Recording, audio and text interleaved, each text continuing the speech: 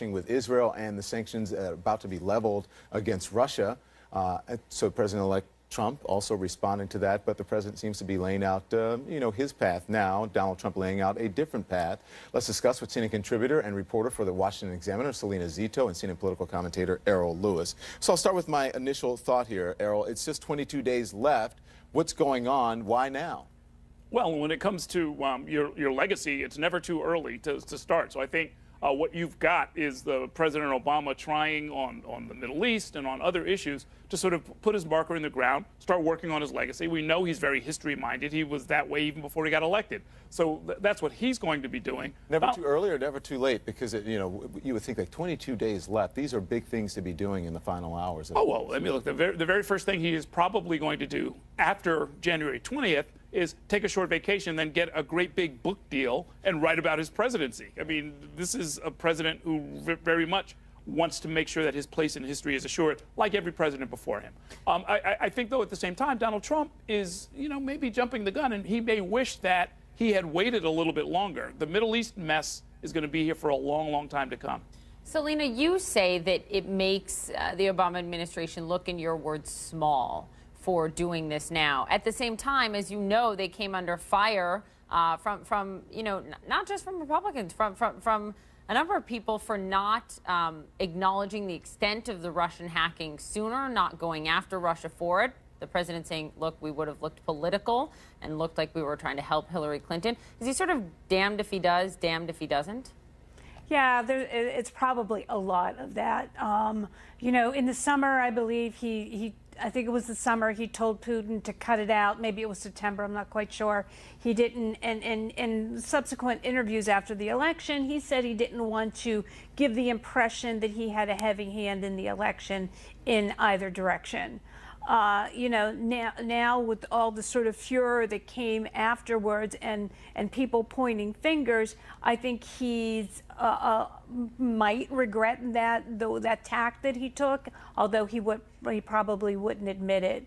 The Russian sanctions or whatever they're going to do are going to come out today. I think it will likely have the full, robust support of both sides of Congress, and it's something that they'll take on going forward. Yeah, but it won't have the support of you're right, it will have the support of, as Lindsey Graham said, 99 out of 100 senators, but it won't have the support of President-elect Donald Trump, who will likely try to walk most of it, if not all of it, back. Listen to what he said just yesterday, saying we need to get on with our lives. I think we ought to get on with our lives. I think that computers have complicated lives very greatly. The whole age of computer has made it where nobody knows exactly what's going on. We have speed, we have a lot of other things, but I'm not sure you have the kind of security that you need. But I have not spoken with the senators, and I certainly will be over a period of time. So is he just going to undo all this? Well, look, Trump is looking at it this way. The Russian hacking seems to taint his win. It casts a shadow of a doubt in his mind, and even though it didn't have or likely didn't have an impact on the results, they coincide with each other. I'm sure, if I had won, I'd probably feel the same way about dismissing it. Having said that, Trump has shown to us that he changes his mind all the time. So what he said today about yesterday about computers, tomorrow he might say, hey, the Russians need to cut it out. You said it literally and seriously. That was, I think you came up with that one. Russia is responding. They're firing back. And this is for Errol. It says, and I want to put this up on the screen. It says, if Washington really does take new hostile steps, they will be answered. Any action against Russian diplomatic missions in the U.S. will immediately bounce back on U.S. diplomats in Russia. Frankly, we are tired about the lies about Russian hacking. It's misinformation by Obama administration aimed at providing an excuse for its own failure.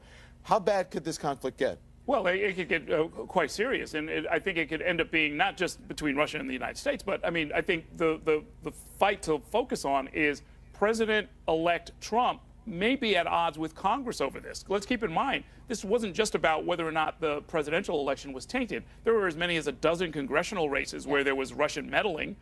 Congress is going to take that very seriously. They're not going to just get on with their lives. This is their lives, right? So That's going to remain on the agenda. We'll see what kind of evidence the Obama administration wants to make public.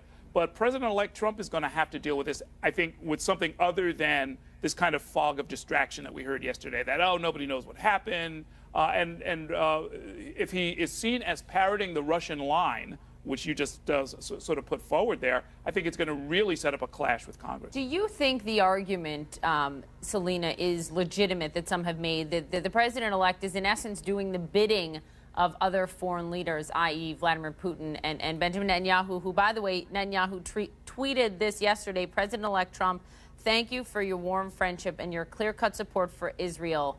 And he put a flag of Israel and a flag of the United States there.